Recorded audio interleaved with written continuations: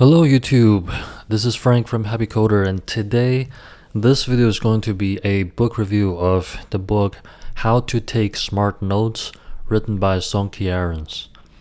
And just a very brief overview of the agenda of today's video. I'm going to give you a very quick final verdict of what I think of the book, and then we're going to go into the pros and recount some key insights from the book, and then we're gonna go through the cons, in my opinion, what I disliked about the book. And last but not least, I'm going to humbly offer some of my personal interpretations of the book, which include my understanding of some of the jargons, for example, what counts as bibliographical notes, also my digital implementation of the Zettelkasten note-taking method.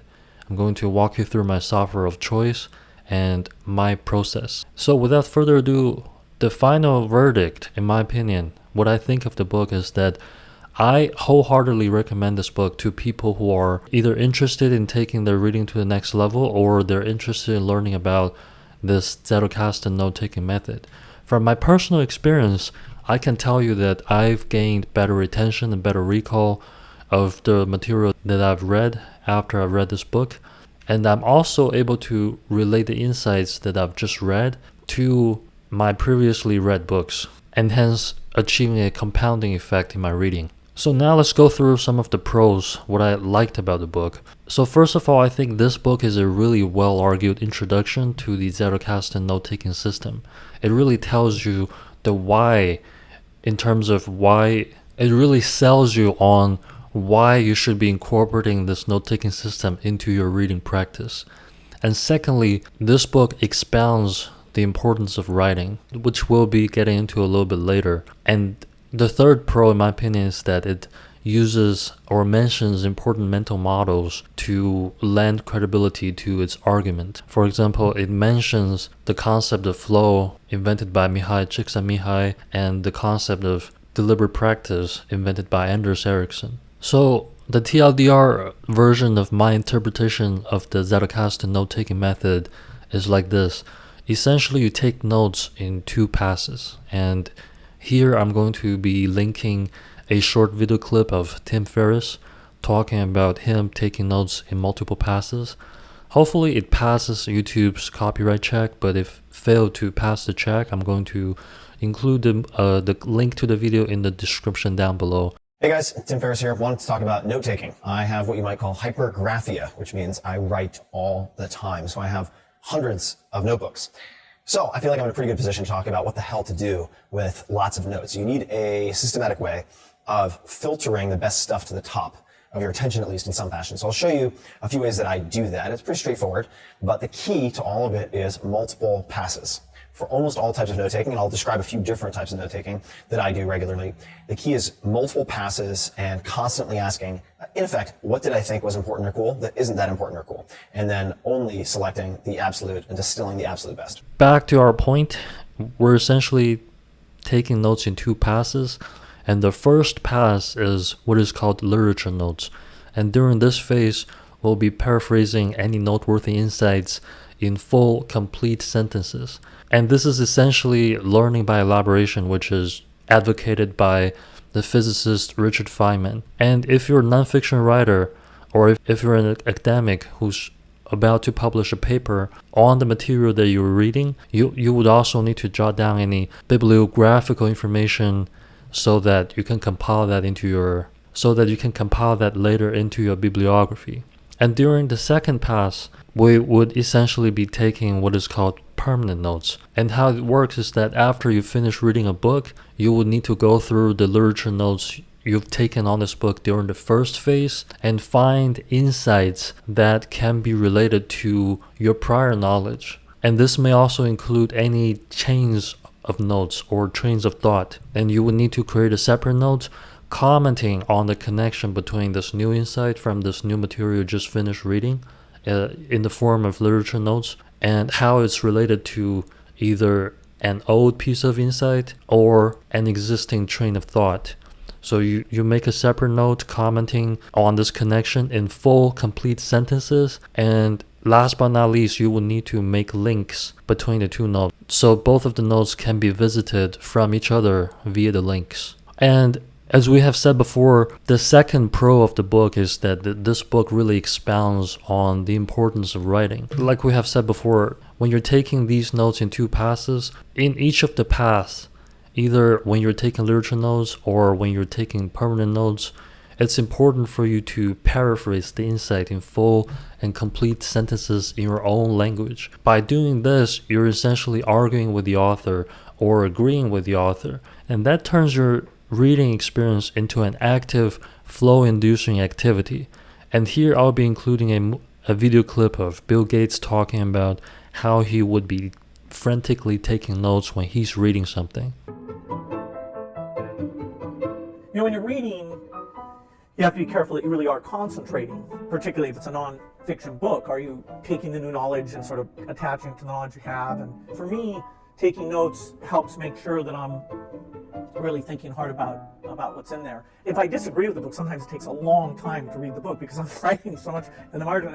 It's actually kind of frustrating. Oh, please say something I agree with so I can get through to the end of this book. And the second argument as to why writing is important is that writing externalizes and gives structure to thoughts so you can sharpen your thinking. And here I'm including an illustration of an architectural model, because in architecture school, the professors really stress the importance of physical model, because if you just present your design intent with a set of 2D drawings, it doesn't matter how elegant your drawings are done, the professor essentially would have to construct a temporary 3D interpretation that is constructed from your set of drawings in your professor's short-term memory. Whereas if they had this physical model sitting in front of them, understanding your design intent would be so much more intuitive.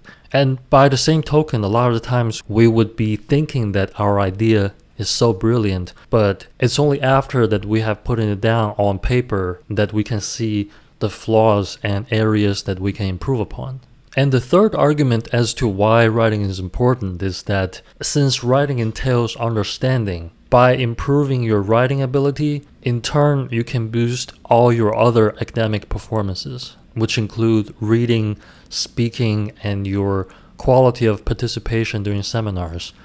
And once again, I'll be including a video clip of Tim Ferriss talking about when he was studying at Stanford.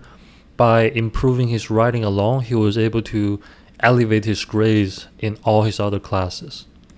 Again, if you didn't see the clip here, please find the link to the video in the description down below. I'm going to talk a little bit about how to use writing and why you should use writing to improve your thinking. So I would credit much of the success I've had, to whatever extent I've had success, to learning how to write and to practicing writing. And the reason for that is that without writing, it's very hard to freeze your thinking on paper so that you can sharpen it, so that you can see where, for instance, using words that aren't well defined, where you're saying things that don't need to be said. All of this will help everything else. I remember in college, for instance, when I took a class with John McPhee, an incredibly gifted writer and teacher, all of my grades in every other class went up because every extraneous bit of information that was hurting instead of helping me was taken out. And the third pro of the book is that it engages other powerful mental models to bolster its argument. The first mental model that this book references is the concept of flow, invented by Mihai Csikszentmihalyi. And the author's argument is that the simplicity of the Zettelkasten method invites insight to grow freely. And this is more related to when you're writing essays or publications. A lot of the times when we were in school, we're being taught this top-down approach, in the sense that we need to come up with a thesis first, and we need to do research based on the thesis. However, a lot of the times, it's really difficult, or it's almost impossible to nail your thesis from the get-go. So a lot of times you need to revise and essentially restart over and over again. Whereas if you write your publication or your research paper or your nonfiction books with Zettelkasten method, you would be gathering all of your arguments, all of your evidences in a bottom-up approach. And from there, after you've gathered enough evidence, the author's argument is that the thesis will present itself. And in this sense, you're arriving at your thesis from a bottom-up approach, which is more natural and it's more effortless. The second mental model the author referenced is deliberate practice, invented by Anders Ericsson. The author's argument is that the Zettelkasten note-taking method lets you deliberately practice elaboration, which we have touched on before, in the sense that when you're taking your notes in 2 passes, you're always elaborating. You're always paraphrasing the insights in your own language. And this is the Richard Feynman method. And essentially, you're giving yourself 2 checkpoints to really test if you fully understand the material. Because if the understanding is not there, it's going to be very difficult for you to be able to elaborate or paraphrase the insight in your own language. However, since we're talking about mental models, I feel like there's a missed opportunity here, in the sense that the author failed to mention the mental model, which is compound interest. Compound interest is essentially small, consistent, incremental improvement over time. And you can see that the author has already alluded to the concept, the mental model of compound interest, as he wrote, the responsibility of the slipbox or the Zettelkasten note-taking method is to take notes, is to let notes mingle and interconnect so that you can reach the state of a critical mass where the whole of the notes is greater than the sum of the notes because of their interconnectedness. And this is essentially what compound interest is all about. However, for whatever reason, the author failed to reference this mental model. And in my opinion, the concept of flow, deliberate practice, and compound interest are 3 of the most powerful mental models there are. And I've made a video talking about these 3 mental models, which I'm calling them growth triad. If you're interested, I'll be linking this video in the description down below and as an interactive card over here. And with that said, let's talk about the cons, or some of the things that I didn't like about the book. So right off the bat, I didn't quite like the didactic tone of this book, and I chalked it up to maybe this is the baseline, this is a commonality among all the academics, because writers who have an academic background tend to write in a very talking down to you, very didactic fashion. Another example would be Cal Newport. If you read his book, he's like very self-serious and sometimes comes off as arrogant. However, in my opinion, Cal Newport's book contains more originality when it comes to the insights that they offer. Whereas this book, How to Write Notes, is pretty much just a regurgitation of Nicholas Luhmann's method. So for you to be essentially regurgitating somebody else's method and come off as didactic, I want to be as charitable as I can, but sometimes the tone is a little bit too much. And the second thing that I didn't like about the book is that it overemphasizes academic writing, which you can argue that it's a moot point, because at the beginning of the book, the author already talked about, okay, this is a book written for academics. It's written for professors, students, or non-fictional writers. So for me to criticize this book's emphasis on academic writing, I can see that it can be argued as being a moot point. And last but not least, this book suffers from an appalling lack of examples or illustrations of the author's implementation. So the book is meant to be a manual or an explanation of Luhmann's method or the Zettelkasten note-taking method. However, there's no illustrations, there's no diagram or anything to show you the author's personal implementation.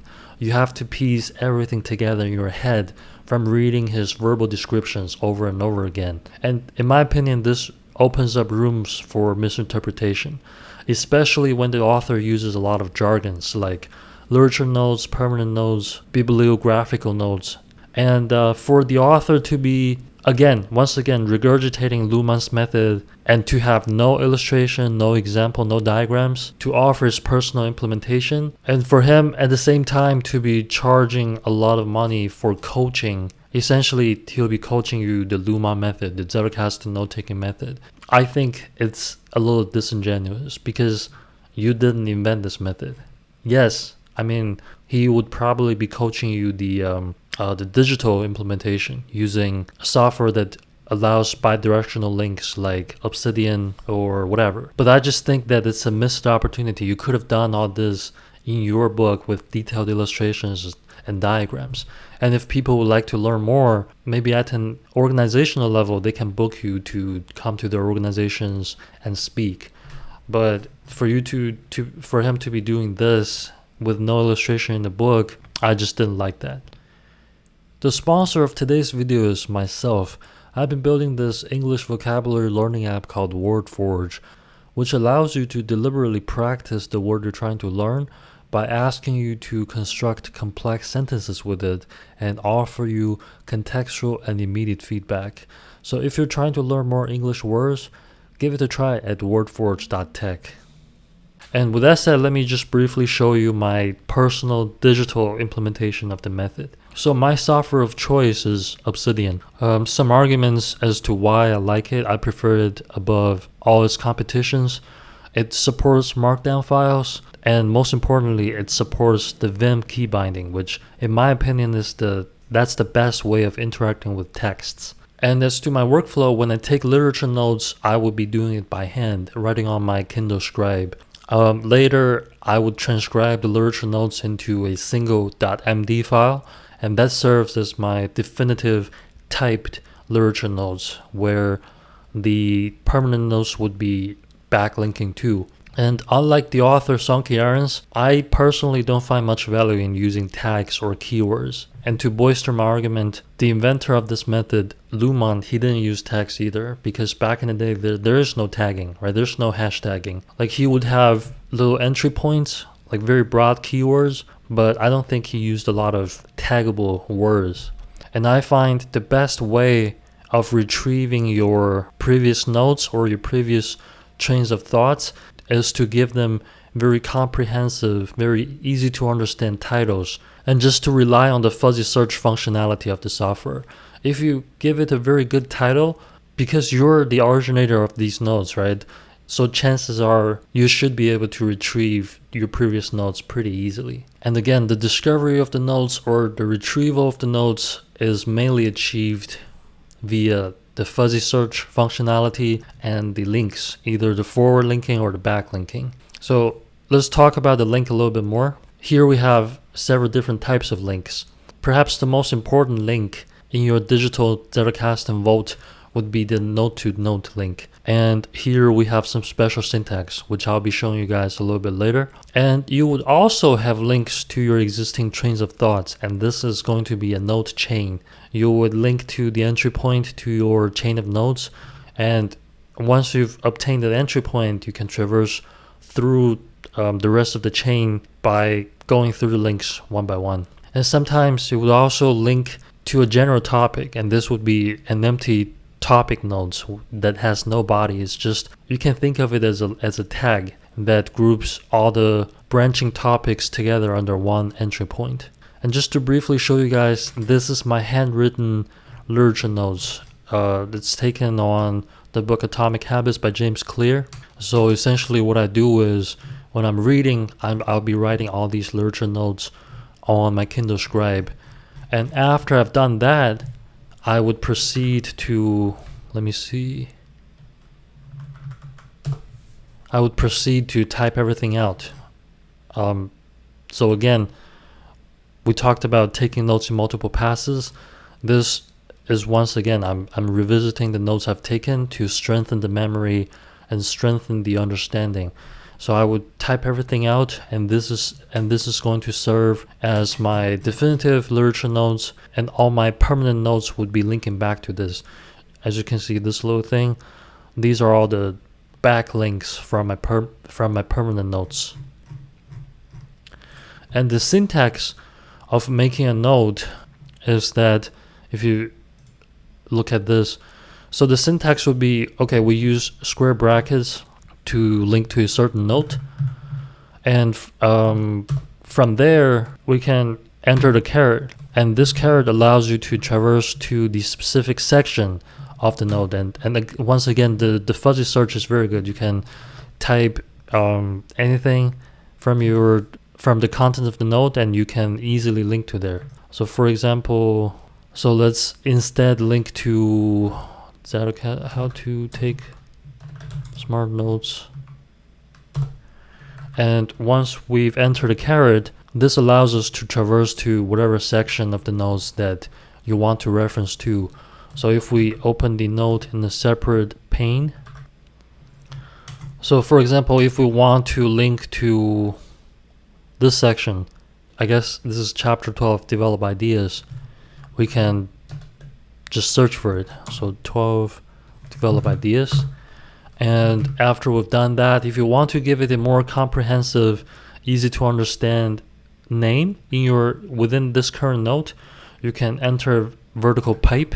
And after the vertical pipe, you can rename this link by giving it a more easy to understand display text. So we can say using Zettelkasten to develop ideas.